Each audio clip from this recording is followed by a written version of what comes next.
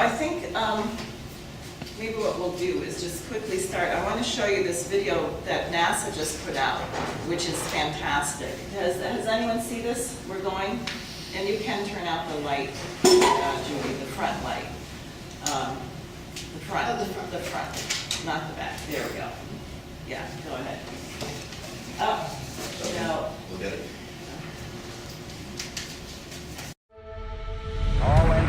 50 years ago, we pioneered a path to the moon. The trail we blazed cut through the fictions of science and showed us all what was possible. It's very pretty out here. Today, our calling to explore is even greater. To go farther, we must be able to sustain missions of greater distance and duration. We must use the resources we find at our destinations.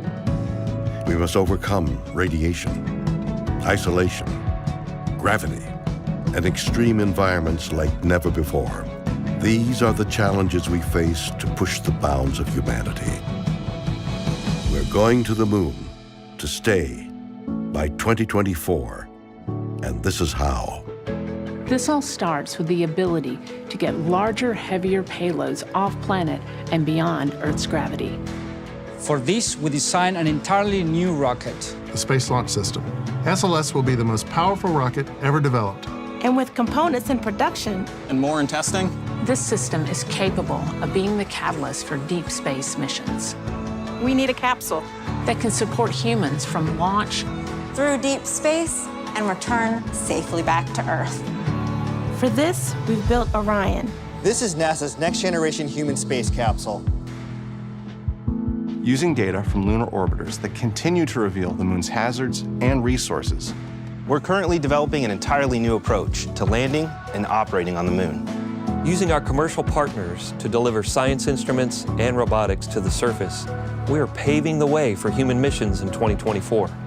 Our charge is to go quickly and to stay, to press our collective efforts forward with a fervor that will see us return to the moon in a manner that is wholly different than 50 years ago. We want lunar landers that are reusable, that can land anywhere on the lunar surface. The simplest way to do so is to give them a platform in orbit around the moon from which to transition.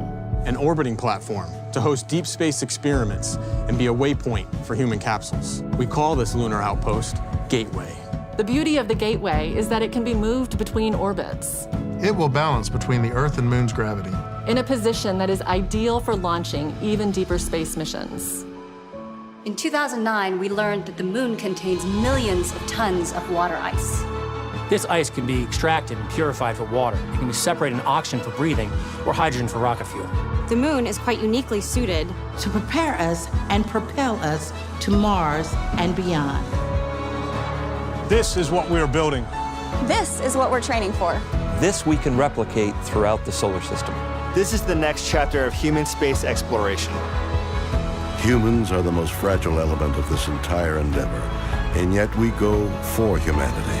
We go to the moon and on to Mars to seek knowledge and understanding and to share it with all.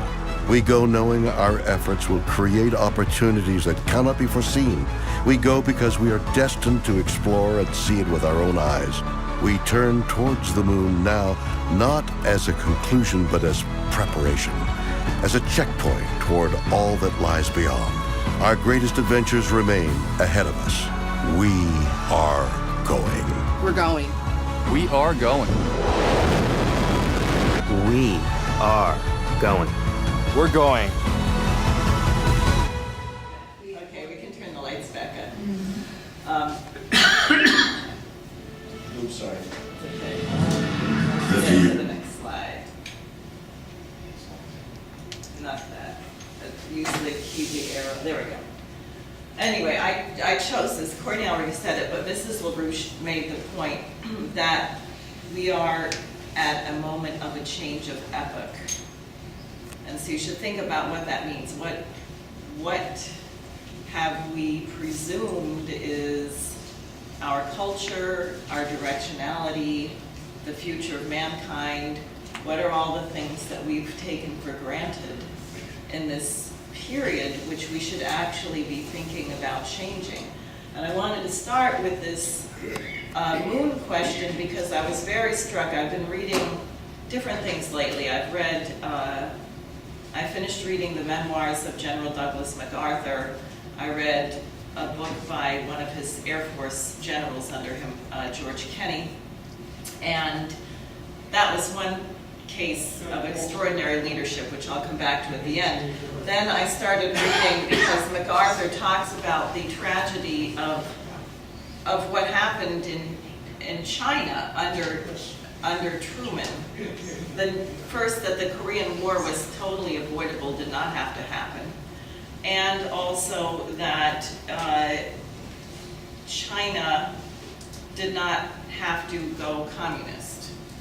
Now, it's interesting having said that, because the current president of China, Xi Jinping, is much more of a Confucian than a communist. When he says socialism with Chinese characteristics, so it's but there's been at any rate, there were things that did not have to occur had the United States State Department and Harry Truman not been taken over by the British, and MacArthur was very much hamstrung, and then he was removed by Truman, which is a tragedy. Nonetheless, what MacArthur did in Japan was miraculous, extraordinary, and it was all done out of love, of his love for the Japanese people and his understanding that the country would only be able to sustain a democratic, republican form of government if it was run by the people themselves. He said, I've watched too many occupations and they have failed,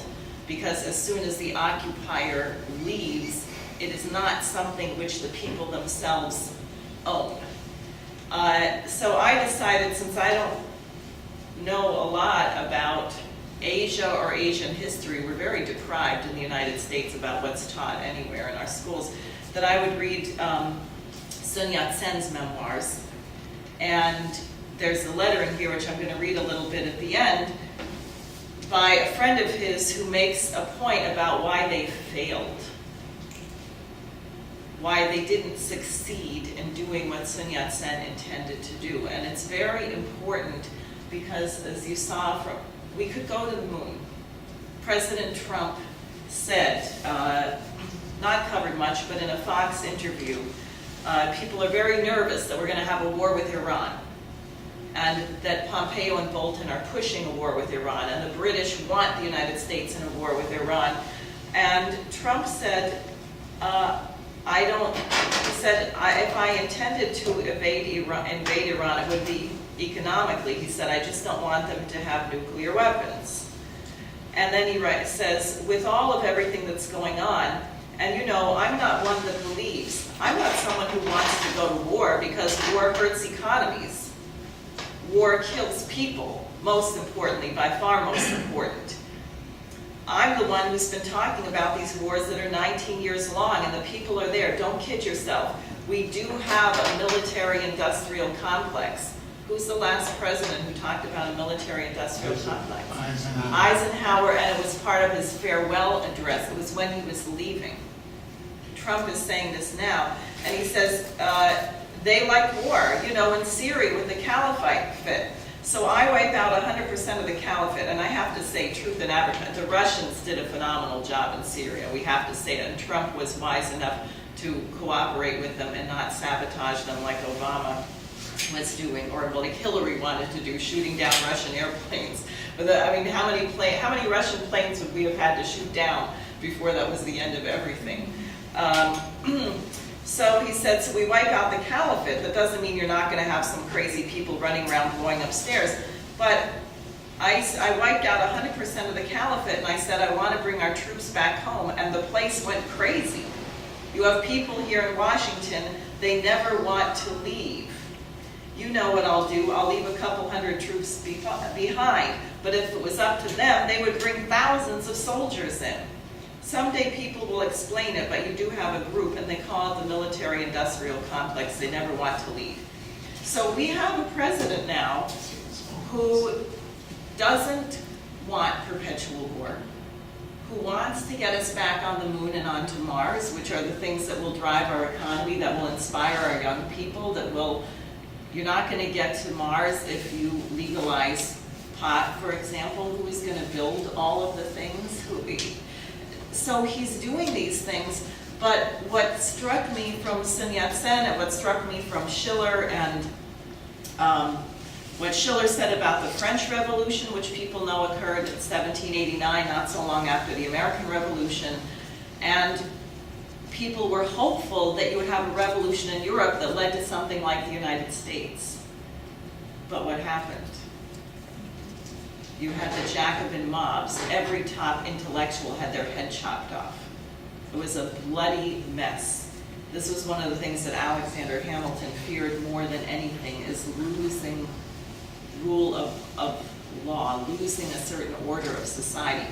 And Schiller said, a great moment has found a little people. And so what I wanted to do today was to actually be a little bit provocative, because I think we have a great opportunity to succeed. I think given the fact that 120 out of 193 nations on the planet have joined with China in this Belt and Road and are building high-speed rail, nuclear power plants, deep water ports, lifting people out of poverty, and Trump doesn't want perpetual war, we are very well situated to win the fight, to get to a new level of civilization. But if the United States is not successful at shifting, then we will lose. And this is the big one. This is the fight that we can't afford to lose. We cannot afford the United States to go the wrong way. And the American population, thanks to the control of the British Empire over our news media and our culture, is we have a population which has been very degraded. We tolerate things that as normal, which we should have no business putting up with. And we have a population that doesn't know very much about the world. And so because people are human, there is an innate quality of goodness. That people will respond to truth. They will respond to goodness. People clearly responded in spite of the crap in the press. They elected Donald Trump over Hillary Clinton. So you can move the population, but it's a total pitched battle. And if you think about what's been in the news in the last days, it is just designed to make people crazy. So I decided to bring in, because I get the New York Times. Lyndon LaRouche read the New York Times every day, and he was always at war with them. And I just thought, well, here we have a perfect example. The paper is completely insane. We all know that. But what do they cover? So on this one page here, a rat invasion sends New Yorkers scurrying. Thanks, gentrification. And they're trying to blame it all on the fact that there's so much construction going on that you're digging up the rat tunnels and they're all coming out. But wait a minute. Have you ever walked down the street in Manhattan? Did you notice how filthy it is? It is filthy. There is garbage and leftover food, and you go in the subway. Remember we had fires and there are fires in the subway because of garbage on the tracks. Why is it filthy? How many homeless people do we have? We have probably 250,000 homeless people. If you have 114,000 children in the New York public schools who are homeless, well, presumably they all have a mother. That's at least double. That's already 250,000. You could have 300,000. We might have 500,000 people in the New York metropolitan area that are homeless. And that's not living in shelters. That is people who have moved in. Everyone here probably knows someone who had to move in with their parents, move in with their child, move in with this and that. That is not how people are supposed to live. So we have conditions which are ripe to get new diseases, new epidemics, and in that situation you have rats. What's happening in this part of Brooklyn that they write about is you have so many rats that they're now destroying people's cars because they're climbing up into the cars and chewing through the wiring. I mean, think about that. A guy said he walked around the block and saw 30 rats. Okay, so that's one side, that's not bad enough. Now, the other side, law allows the composting of human remains. So now we can all become compost, and probably the next step is they'll say we're going to start making humans into dog food, and then it'll be cannibalism. I mean, this is the dark ages, and they have this nice little place here. They have a picture of this place with little gardens. Looks like a rendering of a human composting facility, and the place is called Recompose. Isn't that poetic? And you can the cemeteries in Queens, yes. you know. It says Miss, and her name is Miss Spade. Now give me a break, is that for real? Miss Spade said that for about $5,000, her company will be able to turn bodies into compost and return the soil to the loved ones, so you can take, you know, like cow manure and put your people out in the, I mean, this is really sick. And then another article, outbreak of flu forces border center to close. So exactly as you say, you have these conditions and you get diseases that are out of control. Okay, that is what we are sitting around. The major daily newspaper in this area writes about it, and people go about their daily business like this is totally normal. Like it's totally normal to be overrun with rats. We were calculating the drive here from New Jersey. It was 35 miles. It took 3 hours. That's an average speed of about 11 2/3 or 1/3 miles per hour on highways. You know what the average speed is in Manhattan by car? Bus. Yeah, about 4.8 miles per hour. Okay. Counting the lights, yes. You know what? You never get to the lights. The average speed of a freight train in the United States is? 17. 19. Close. 19. 19 miles an hour. All right, so think about this. You realize this is insane. It is insane. And we pay, I was saying, how much did we pay in totals to get here? I don't know, because it's on Easy Pass, so you don't want to feel it so much, but $15 and that, whatever it was. What? About $30. Yeah, so we paid $30 to go 10 miles an hour to come to this meeting. I mean, this is really crazy. It's really crazy. So what I want to show you now, the next is a video from Lyndon LaRouche from 1997, but very appropriate for today. What is this? Oh no, I don't know.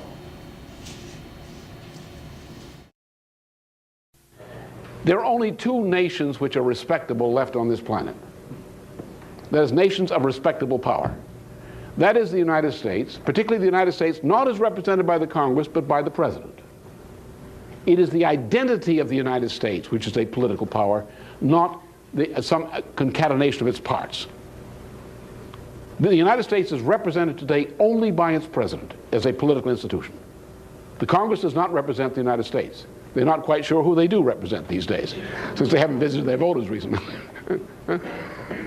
The president is institutionally the embodiment of the United States in international relations. The State Department can't do that. The Justice Department can't do it. No other department can do it. Only the President of the United States under our Constitution can represent the United States as an entity. Its entire personality, its true interest, its whole people. Now there's only one other power on this planet which can be so insolent as that toward other powers, and that's the Republic of China. Now, China is engaged presently in a great infrastructure building project in which my wife and others have had an ongoing engagement over some years. There's a great reform in China, which is a troubled reform. They're trying to solve a problem. That doesn't mean there is no problem.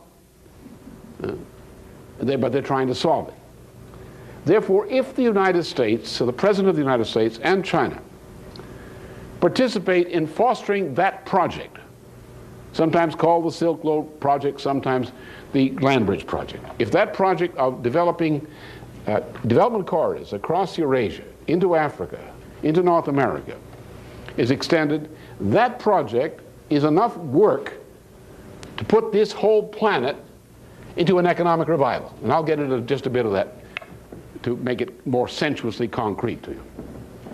Now, China has had cooperation with the government of Iran for some time. Iran has actually been completing a number of rail links which are an extension of China's land bridge program, or Silk Road project.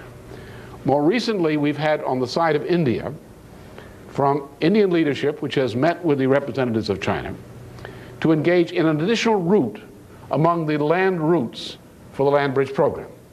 One goes into Kunming in China.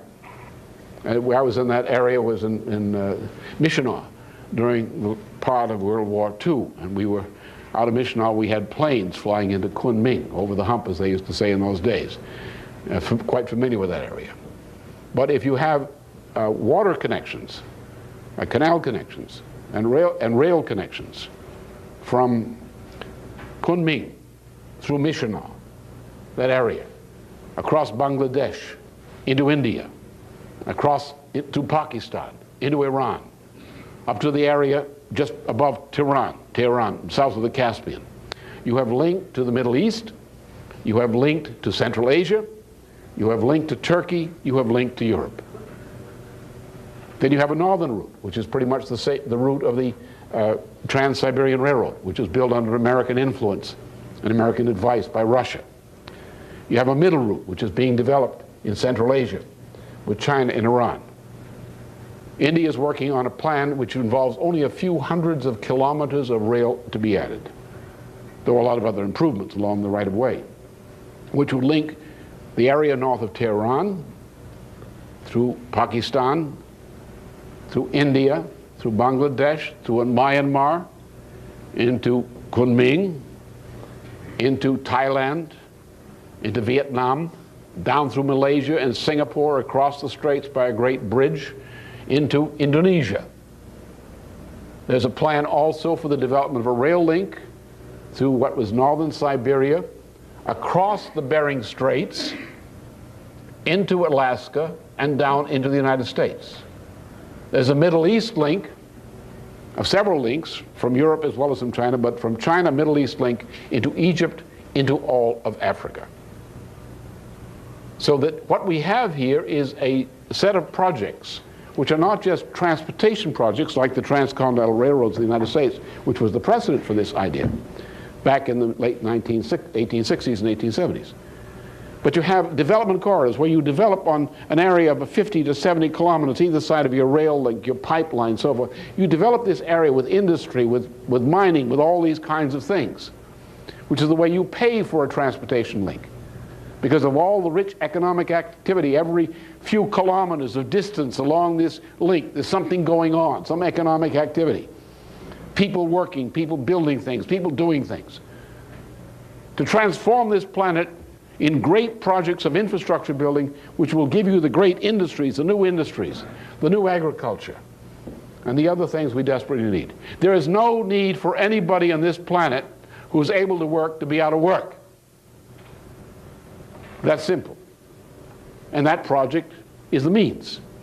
If the nations which agree with China, which now includes Russia, Iran, India, other nations, if they engage in a commitment to that project, which they're building every day, if the United States, that is the President of the United States, Clinton, continues to support that effort as he's been doing, at least politically, then what do you have? You have the United States and China and a bunch of other countries ganged up together against the greatest power on this planet, which is the British Empire, called the British Commonwealth. That's the enemy. And if on one bright day, say a Sunday morning after a weekend meeting, the President of the United States, the President of China, and a few other people say, we have determined this weekend, based on our advisors and the facts, that the international financial and monetary system is hopelessly bankrupt. And we, in our responsibility as heads of state, must put these bankrupt institutions into bankruptcy reorganization in the public interest. And it is in our interest to cooperate as nations in doing this, to avoid creating chaos on this planet. The result then is that such an announcement on a bright Sunday morning will certainly spin the talking heads on Washington TV. But otherwise, it means that the entire system is of that moment has been put through the guillotine and the head is rolling down the street. Alan Greenspan's head, perhaps. That means we have at that point the impetus for building immediately a new financial and monetary system. Now, in putting a corporation which is bankrupt into viable form, what do? You've got to find the business that it's going to do, which is the basis for creating the new credit to get that firm going again. The Land Bridge program, with its implications on a global scale, is the great project which spins off directly and indirectly enough business, so to speak, for every part of this world to get this world back on a sound basis again.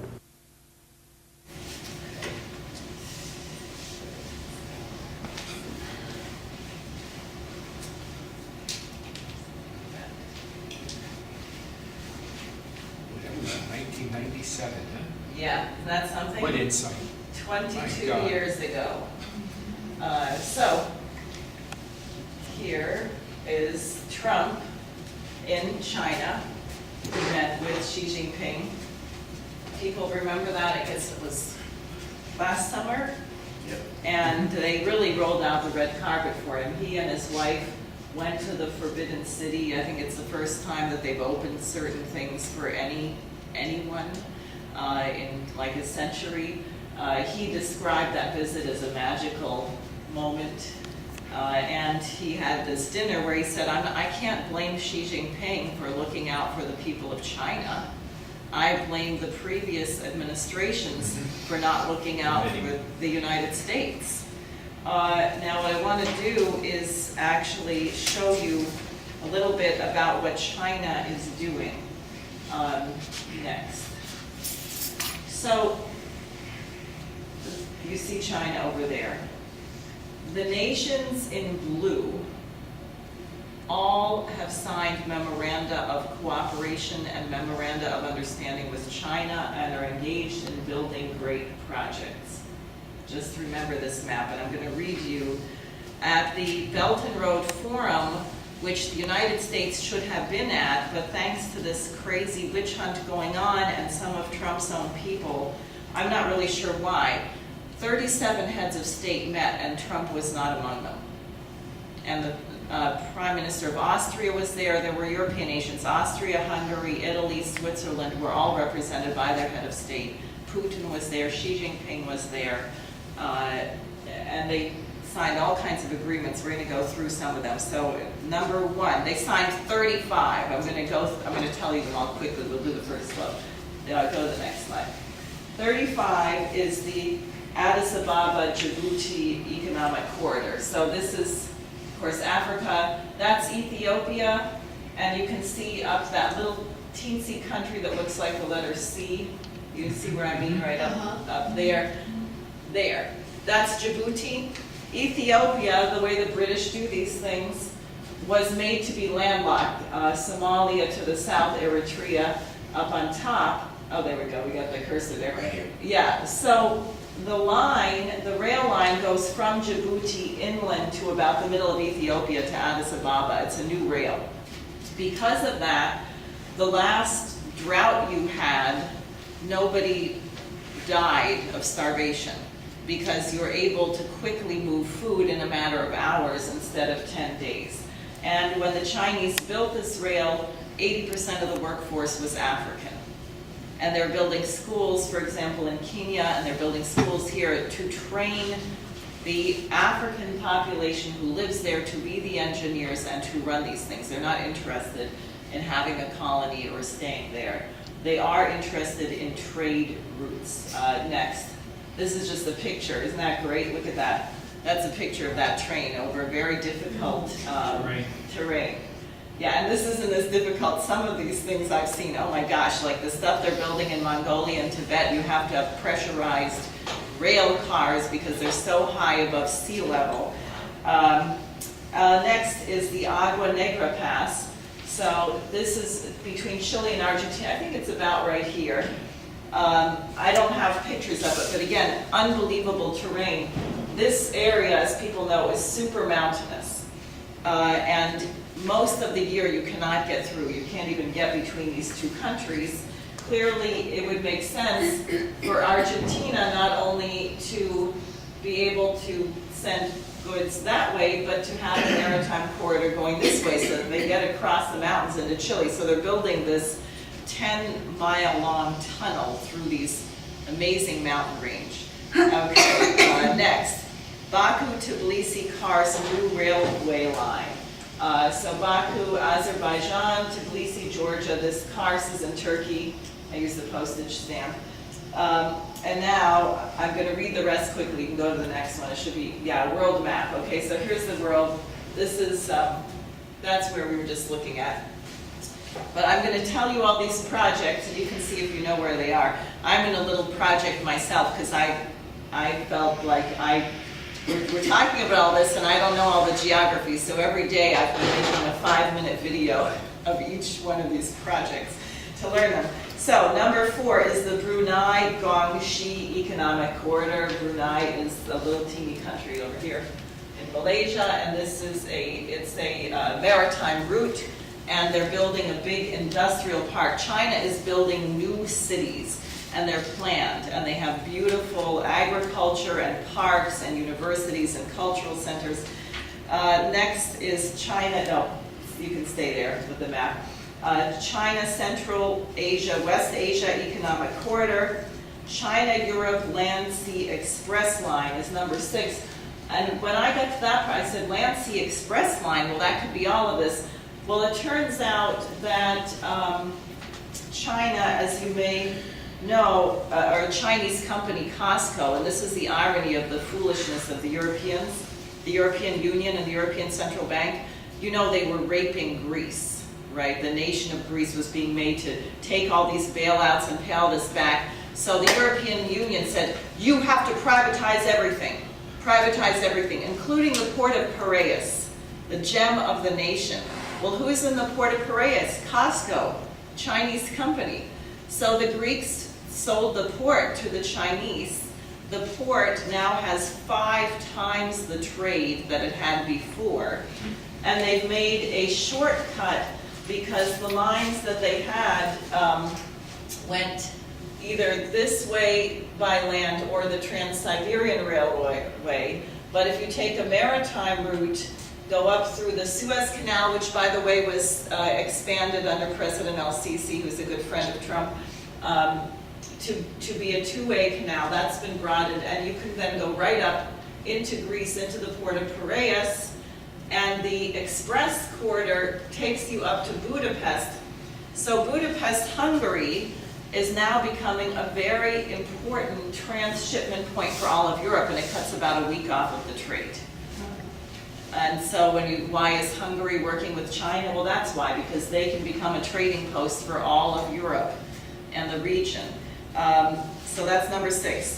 Number 7, China-Indochina Peninsula Economic Corridor, including Laos-China Economic Corridor. They just completed yesterday a major bridge over the Mekong River in Laos.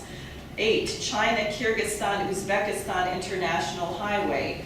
9, China-Laos-Thailand Railway Cooperation. 10, China-Malaysia-Kinju Industrial Park. 11, China-Mongolia-Russia Economic Corridor. 12, I guess you can go to the next map if you want. Just these give you a sense of some of the routes and some of the maritime routes in this part of the world.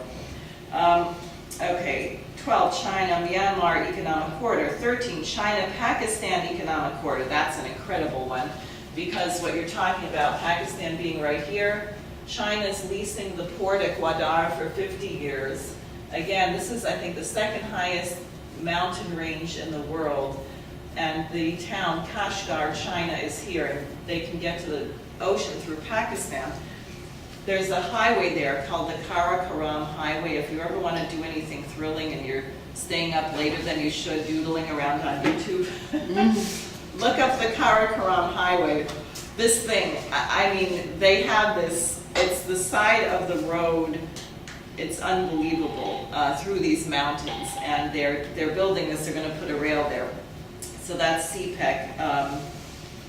Okay, Eastern Economic Corridor in Thailand. 15, Economic Corridor in Greater Mekong Subregion. 16, the EU Trans-European Transport Networks. 17, Europe, Caucasus, Asia International Transport Corridor, and the Trans-Caspian International Transport Route. That's the Caspian Sea, so they're also now building up ports on the Caspian Sea, the Black Sea, so that you can get trade across that way. Let's see here. The Industrial Park, Great Stone, that's a park in Belarus, which is gorgeous. It's 93 square kilometers, and it's a city for people to work, and they are producing automobiles, all kinds of manufacturing. They have technical schools, a beautiful park. They have a wetlands preserve. It's a whole city. It's going to be home to 500,000 people. 19, the International North-South Transport Corridor. 20, Lake Victoria Mediterranean Sea Navigation Line Linkage Project. Lake Victoria is down here, isn't it? Yep. The Lake Victoria is in Africa. Yeah, it is. So is that this, maybe? At any rate, that's one of the ones I haven't gotten to yet. Number 21, the Lamu Port, South Sudan, Ethiopia Transport Corridor. So they're building more railroads going this way to South Sudan. Malaysia, China, Kuantan Industrial Park. The Nepal-China Trans-Himalayan Multi-Dimensional Connectivity Network. 24, the New Eurasian Land Bridge. 25, the new International Land-Sea Trade Corridor of the China-Singapore Demonstration Initiative on Strategic Connectivity. 26, the Northern Corridor Trade Route in Africa, linking the maritime port of Mombasa, which is Kenya, to the Great Lakes region. That's where the horrible genocide was in '96, Rwanda, Burundi, the Great Lakes region in here, this area, okay? Linking that. The North-South Passage, Cairo to Cape Town. So you're talking about South Africa. The Port of Piraeus, we talked about a little bit in Greece. Port Sudan, Ethiopia, railway connectivity. Regional Comprehensive Economic Corridors in Indonesia. The Suez Canal Economic Zone back up, with Egypt. Transcontinental shipment of cargo using the capacities of the Northern Sea Route. Transoceanic fiber optic cable. A lot of these countries want their own fiber optic cables because of what the NSA has been doing. They don't want everything going through the American Pentagon and CIA, and so on. 2 corridors and 1 belt framework, which I think the corridors are the line under here, and then the Trans-Siberian Railroad, and the belt is the maritime route. And number 35, the Uzbekistan, Tajikistan, China International Highway. Now, can you go back to, no, actually, stop, that's right, go back to the world map. Okay, so I just went through 35 projects which they signed memoranda of agreements to build. Something missing? Yeah, sure is. Oh, right. We weren't there. We didn't go. Right. That's a good question. Yeah. I think it's a little outrageous what I want to say, but wouldn't possibly Trump look at this, the routes throughout the world, from country to country, but wouldn't he look at it in two problems? One, the EU, when you have people who go from one country to another without a passport, and three, you have a problem on the southern borders with people coming into the country. Is he afraid of that the Silk Route would possibly cause problems with people coming from Indonesia to the United States? I don't think that's it, and I think he would be very inclined to work on this, but the reason why the British want him out is because what you can see is if the United States, with our actual American culture, not the crap we've had since the 60s, not the rock, drug, sex, counterculture garbage, but what's in our Declaration of Independence, what Alexander Hamilton did. Because China is doing extraordinary things, but they are not perfect. They have weak spots that are different than what we have. The strong suit of the United States, in my opinion, is the value is freedom. It really is. It's the individual creative spark, because in a society with that kind of freedom, you can make discoveries at an extraordinary rate. If you think of what we did with the space program. Now it's interesting because China, after the Cultural Revolution, Deng Xiaoping came in and they sent hundreds of thousands of students to the West because they consciously wanted to reverse the damage of the Cultural Revolution. They wanted to learn from us.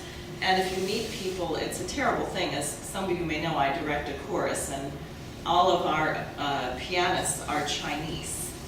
And they tell me now that the majority of piano and violin students at any conservatory in the United States are Chinese.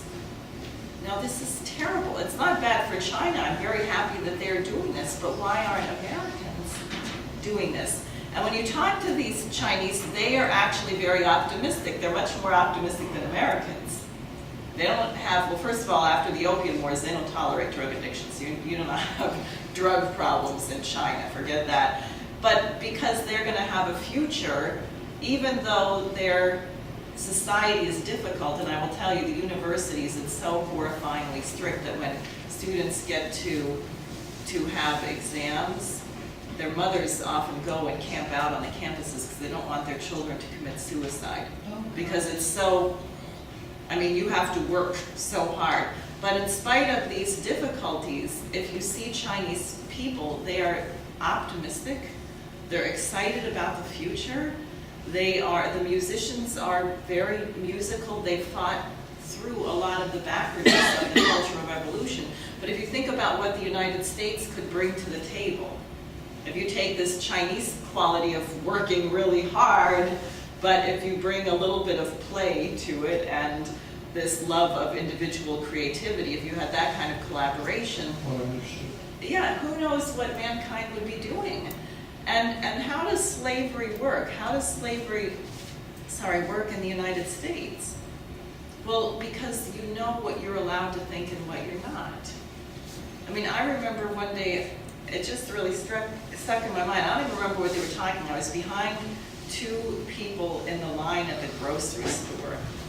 And somehow the conversation they were having turned to something serious, like, were we going to have a war with someone? Or they started thinking about heavy ideas. And one of them said, oh, why are we talking about this? Let's go back to the, Yankees or whatever.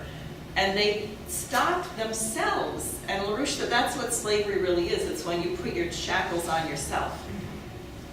I'm not allowed to talk about Donald Trump. People will say that it's fine. I'm not allowed to talk about what China is doing because we're not supposed to go there. We're not allowed to study Einstein. We're not allowed to love Beethoven. In other words, I'm just saying there's so much peer pressure in our society created by the media that people have put on a culture that they don't even agree with. And it's going to be the end of us. The science, I think the media is going to be a problem to this country.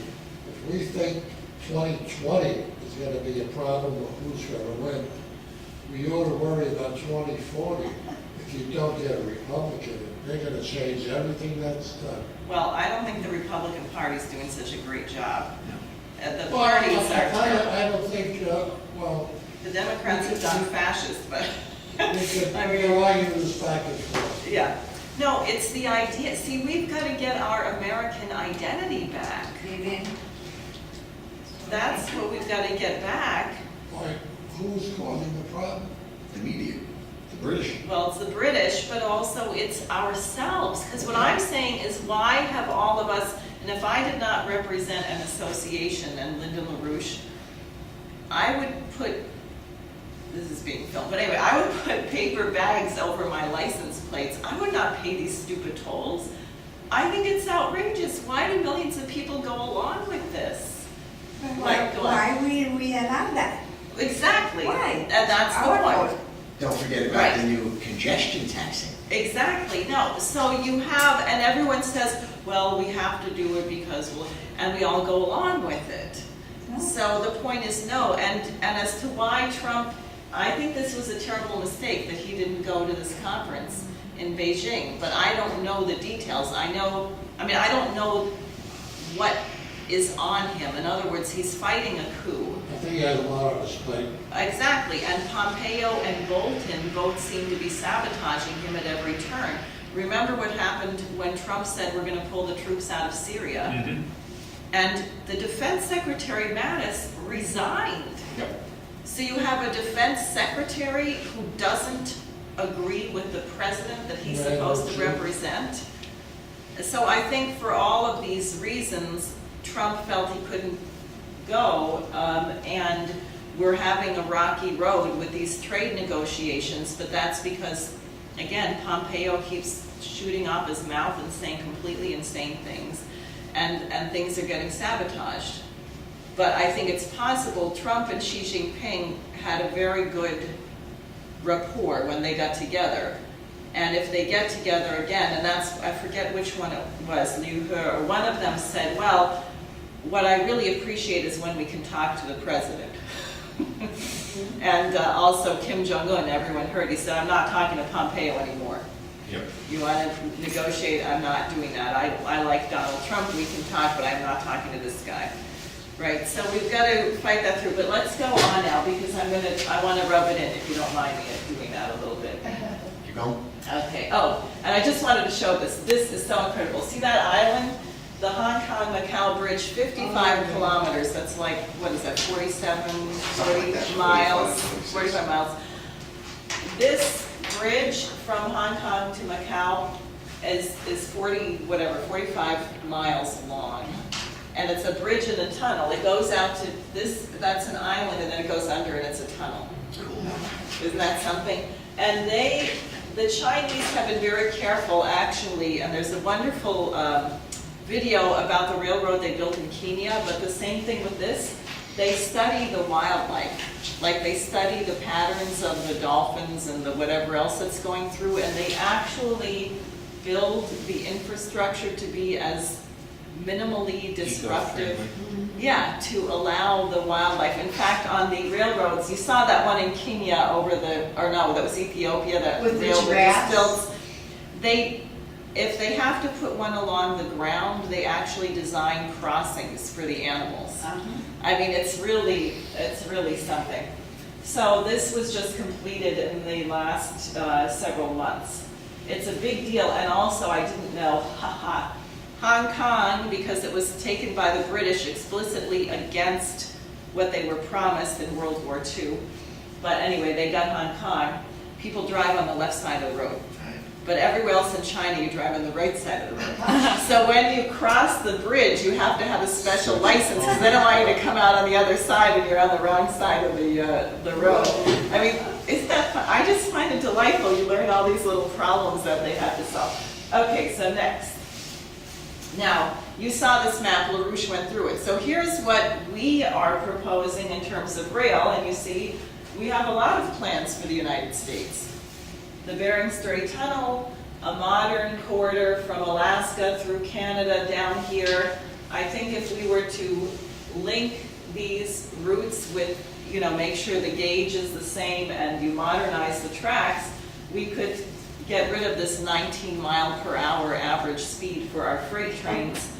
As you may know, China's already done experiments, and Elon Musk has talked about it, but if you have a maglev train, which is magnetic levitation, people know when you put magnets against each other the wrong way and you get a force field. Yeah, so you can put a train on this. It never touches the track, which greatly reduces friction.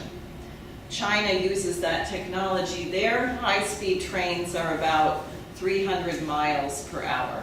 The trains are almost as fast as flying. And they have actually constructed a short vacuum tube where you put a magnetically levitated train in a vacuum, and they've gotten speeds of 750 miles an hour. And they think that you could actually get speeds of up to 1,000 miles per hour in a vacuum tunnel. So if you build that, you could go from New York to LA in 3 hours or 2, maybe it would be really straight. You could actually get there before you left. because of the time change. I mean, and think about how that would change the world. Think about New Jersey, DC, Philadelphia, well, I say Jersey, but New York City, Washington, D.C., Philadelphia, Boston. Imagine if the travel time by rail between each of these cities was 20 minutes. New York and North there. Absolutely. It would change everything. Imagine New York City, because I'm afraid New York, well, we'll get to that. I think we're going to have to build a new city in this area, and I know the perfect place, which is a friend of mine told me the New Jersey Pine Barrens. Have you heard about the Pine Barrens? Do you know the Pine Barrens are 22% of the land area of New Jersey? Wow. This is insane. And apparently there was a plan in the 80s to build a science city in the Pine Barrens to work on developing fusion energy. And they just had this huge forest fire down there. It burned out about 18 square miles. So I felt like saying, stop, build the new city now that we had the fire. And I think we're going to have to move about half of Manhattan out or more, because you can't repair the infrastructure in Manhattan with all the people living here. We're actually going to have to think of building new cities. And if you have modern rail, you can go from the Pine Barrens to Manhattan faster than you can cross the George Washington Bridge right now. Think about it. That's how we should be thinking. Okay, next. This is a project from the 60s. Perkins, what is that? Yeah. North American Water and Parsons Company, North American Water and Power Alliance, where you divert a teeny bit of water, 5%, that would normally just flow out into the ocean, never get used. You pump it up into the Rocky Mountain Trench. And then from there, everything else is gravity. All these areas where we're having horrible drought and flood conditions, what you want to do is manage the water like civilized human beings. Water's not that hard to figure out, it's gravity. So you can do this, you get a lot of hydroelectric power, and this links to a project in Mexico. One of the problems which Trump and the president, AMLO, Obrador in Mexico have discussed correctly is the free trade agreement created this mess because we decided we were going to use the Mexican population as slave labor and totally destroy the standard of living. And then you had Obama shipping in all these guns with his Fast and Furious program to arm all the drug gangs. So, and most of the immigrants now actually are the refugees or whatever are not actually from Mexico. There are other countries coming up.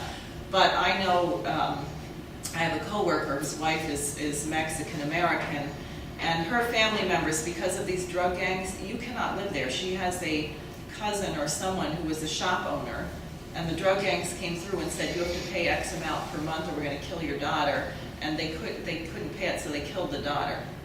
I mean, those are the conditions that are imposed. If you develop these areas with water management and energy, and you create industry and you raise the standard of living, then you solve this problem.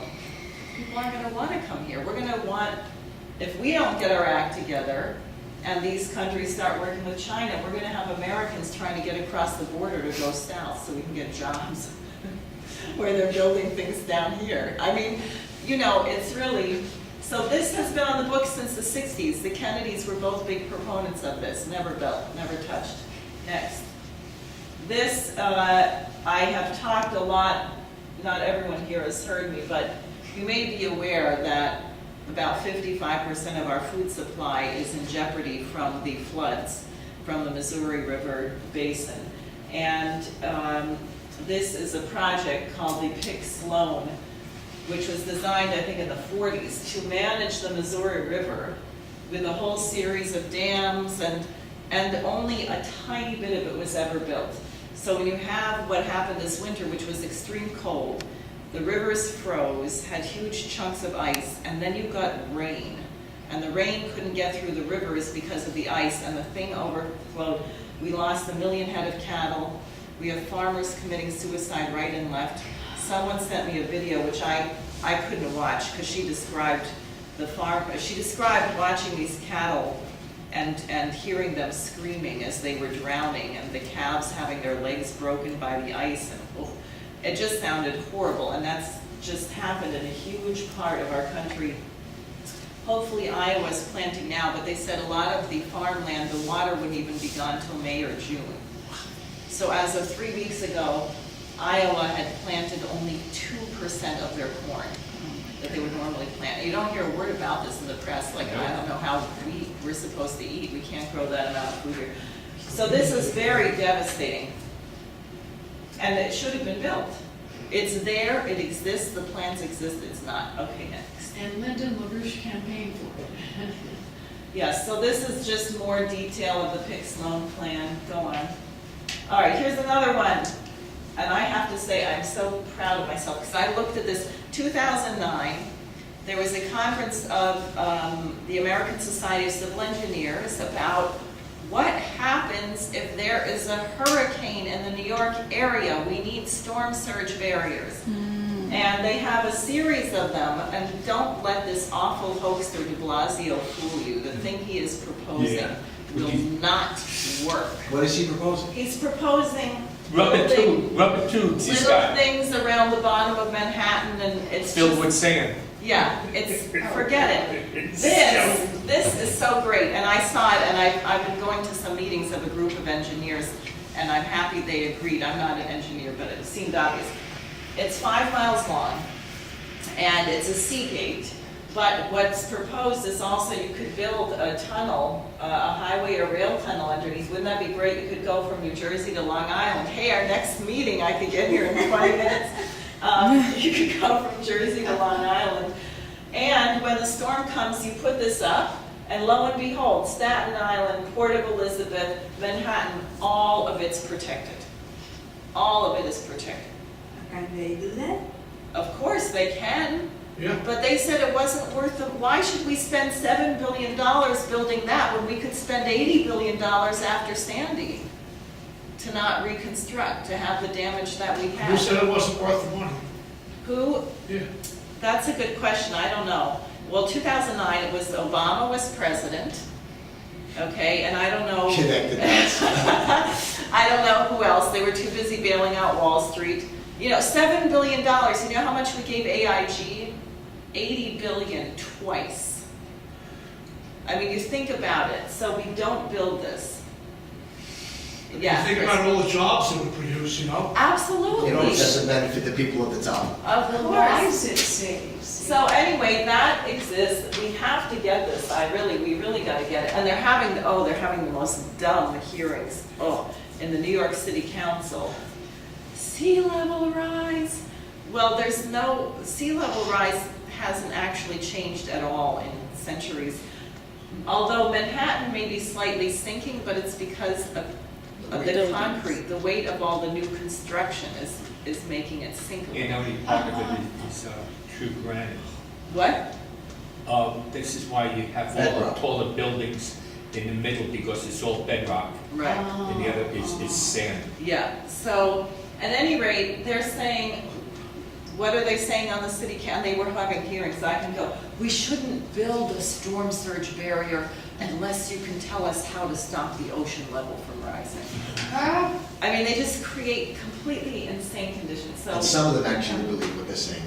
I know. That's the scary part. Well, that's our job. So now, next. So we didn't do that. So we have this, Sandy, next. And this is the gateway plan, which we haven't built. And I'm sure Bobby knows a lot more about this than me, but I have to say, I was shocked when I learned that the original tunnels were not built under bedrock. They're floating, or they're not anymore because they're covered with silt, but they were resting on the bottom of the river. And they're made out of cast iron, which gets, exactly, it's rusting. So water's actually beginning to leak in. It's not like they're just going to collapse, but they're corroding. I mean, it really is crazy. And they're 111 years old. So we can't get our act together to build view tunnels. And you want to talk about if that blows, now you get a direct. Oh, forget it. And even, see, this is 2 tunnels, one each direction. If you close one for repairs, you can't only go one way, right? So think about the traffic. If you have traffic going 2 ways, right? Zoom, you can just go every minute, each way. If you get rid of one, you can go one way and then you can come back. So the traffic flow doesn't get cut by 50%, it gets cut by 75%. And because the infrastructure of the greater New York area is so overloaded already, if you take 75% of that traffic and you put it on the highways, guess what? I'll never get here. Complete gridlock. Right, exactly. They can tax everybody more for Yeah. coming into the city. Right. And that'll fix it. Right, exactly, next. Here it is, you know what this is, anyone guess? LIE? BQE. BQE. Been under construction for 32 years. Isn't that great? Just fiasco. Okay, next. That was sort of like the way over here. Next. That's the FDR. The subways already, see, everything is over capacity. Grand Central Station was built for, I think, 250,000 people a day. It's at 600,000 a day. There's no give. If one thing goes out, it's not a gradual collapse, it's the whole thing. Exactly. Next. The homeless situation I already discussed. Next. So what do? They sabotaged the meeting with Trump deliberately by holding the discussion on impeachment before it, knowing that he could never do it. That is their great service to the people of the United States who elected them. Nice meeting. Sabotage it. Exactly. Next. LaRouche. So, That's how you finish your presentation. yeah, so just what I wanted to say, and it's late, so I won't go at too much length, but in this case of Sun Yat-sen, I'm just going to tell you a couple things and you'll get the idea. There was a letter written from a guy named Chen Yin-shin, who, what happened is they lost everything in China because they didn't listen to Sun Yat-sen. And he describes the mistakes that they made, which were very interesting. He said, at the time that Sun Yat-sen assumed the office of president, the general position in our country was very confused and disordered. And he did not, and if people don't know, Sun Yat-sen was a great student of Abraham Lincoln. He was sort of recruited by American missionaries. He became a Christian. He spent a lot of time in Hawaii. And he organized a revolution to create a modern China modeled on the United States. The three principles of the people, by the people, for the people, which Lincoln directly. So he becomes president. And he writes, the condition in our country was very confused and disordered, and he did not carry out his political plans, all the more because the economic condition of China was terrible. The Russian loan met with strong opposition from the Provisional Senate, while the population regarded it disastrous, as if they would the plague or cholera. Well, what was the loan from Russia? The country would have received 97% of the amount of the loan and only paid 5% interest. But the loan that the whole population loved, they only got 82% of the loan. So they took a much worse deal than what the president was saying just because of popular opinion created by the media. Who was the 82%? That was some banking consortium, they say. And he writes, he's reflecting on this, but Chinese public opinion did not discriminate and consequently ruined the economic policy of the government. Sun Yat-sen was placed in the position of a man with his hands tied, unable to carry out his plans, think of Trump here, while the state was in a very dangerous condition. All this because we stubbornly maintained a wrong point of view and distrusted the fundamental principles of Sun Yat-sen. Then after the Nanking or Nanjing Peace Conference, when Yuan Shikai was to be elected president, Sun Yat-sen at that time put forward 3 points. First, Yuan Shikai should assume the presidency in Nanjing, as he feared and foresaw many misunderstandings between the not fully reconciled North and South.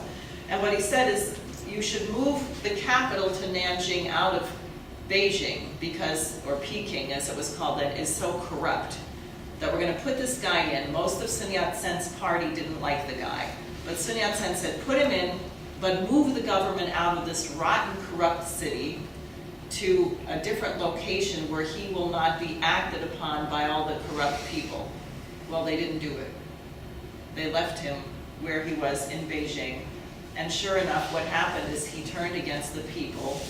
And then they say after Sun Yat-sen was no longer president, he was in favor of our party entirely leaving the field of politics and occupying itself particularly with the education of the people, the improvement of our industry, the consolidation of a firm and permanent foundation for the republic, yielding fullness of political power to Yuan Shikai. At that time, and they didn't, Yuan Shikai was not a great moral leader, but Sun Yat-sen had a reason to do this. Okay, we're going to be done in 5 minutes. Sun Yat-sen, and he said what happened at that time, thinking this to be empty chatter, we oppose the plan. So Sun Yat-sen says, disband the party, let's not be politically active, let's educate people, let's create skills, let's build the industry. Well, everyone in the party said, no, we don't like that, we're going to keep the party. What happened?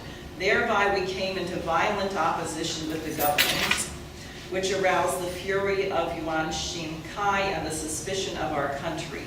We were not able to carry into effect the ideas with which Sun Yat-sen, the loyal servant of the people, was imbued. So he goes on, but why I'm saying that is when I read that, it really struck me this problem of a great moment finding a little people. That is, just because things are lining up in such a way that we could actually win, we cannot take it for granted that we will win. Confidence, it's a question of confidence. But it's a question of being right. Yeah, I'm confident. You can't just do anything. You have to actually be right. And the point that Helga made about the exoneration of her husband, Lyndon LaRouche, why did they target him? Because he could have been president of this country. Think about what he was saying 22 years ago. Imagine if he had been the president of the United States in 1997. And the whole project was done, not just everywhere in the world except North America. Everything would be different. We might have a permanent colony on Mars by now. We might have cured Parkinson's disease and cancer. We might... Fusion energy. Yeah, we wouldn't have the drug overdose. So the point of his name being cleared, and I'll tell you, the British are very freaked out. Do you know that LaRouche died on Abraham Lincoln's birthday, February 12th? 6 weeks after his death, the London Times writes an obituary. Now why? Well, you would think they were hoping that our movement would just die with him. We'd all fall apart, go our own ways. And what we did under his wife, who was brilliant, we organized a conference in Morristown, New Jersey, and we pulled ourselves together and we created an American leadership body, and we said, we are going to get this thing done, for which he gave his life. We are going to get the United States into this new paradigm. So when the British discovered that, in fact, 6 weeks after LaRouche's death, we had not disappeared, we were printing our publications, we were stronger than ever, we're more influential than ever, then they print this long, totally disgusting, slanderous obituary attacking Lyndon LaRouche 6 weeks after he dies. Yeah, because they realized we're here. We didn't disappear yet.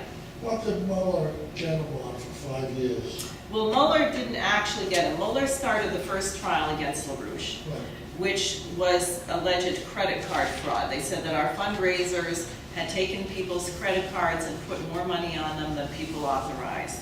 And they didn't have any witnesses. The case basically started to fall apart, and particularly when the judge discovered a letter from Oliver North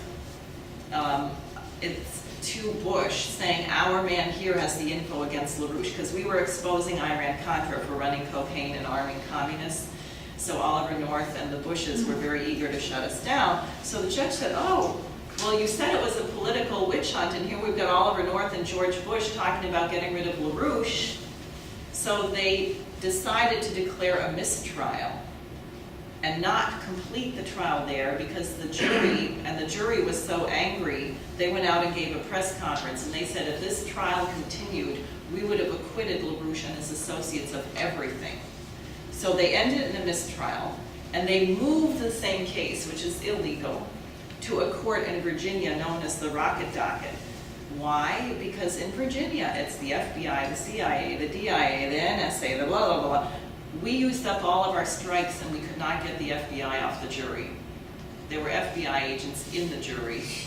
The judge was the owner of Interarms, the largest private arms running agency in the world. So they should military-industrial complex. Yeah, and what they did is they charged LaRouche with conspiracy to confuse the Internal Revenue Service, mail fraud, because he wrote a letter to one of our supporters, and this is a whole other part of the case, because we had borrowed money to print the book Dope Incorporated. I don't know if Judy has it back there. Yeah.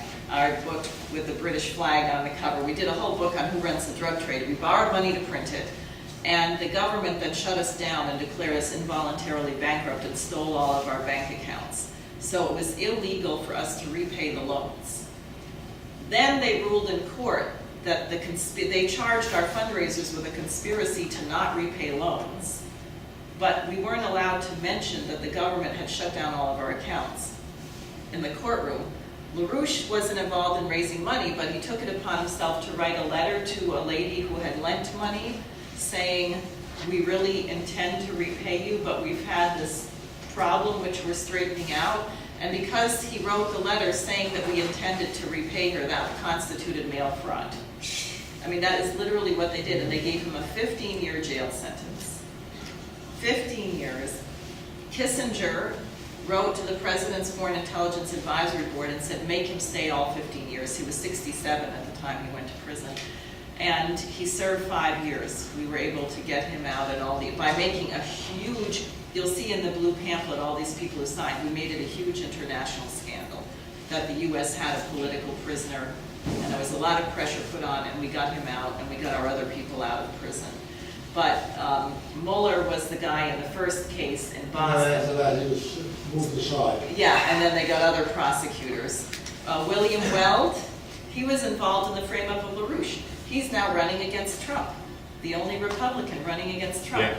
Right? That's why we're saying. Wait, he was involved in the frame-up? Of LaRouche. He was a prosecutor in Boston. Mueller's boss. Yeah. So this is like the key to the whole thing. You clear the LaRouche case and you wipe out an entire rotten apparatus. You think these parties are not going to do anything? I wouldn't do it through the parties. We've got to find the mavericks. We've got to find the leaders who don't, go along to get along. I mean, the Democratic Party itself, I have to say, is a complete horrifying disaster. They're pro-war, pro-dictatorship. But what? There's a lot of terrorists, even in the United States. Yeah, sure. But I would say and then we can break up and we can talk Diane, about can I make one addition to your laying out Lynn's case? Just let me say this before I forget.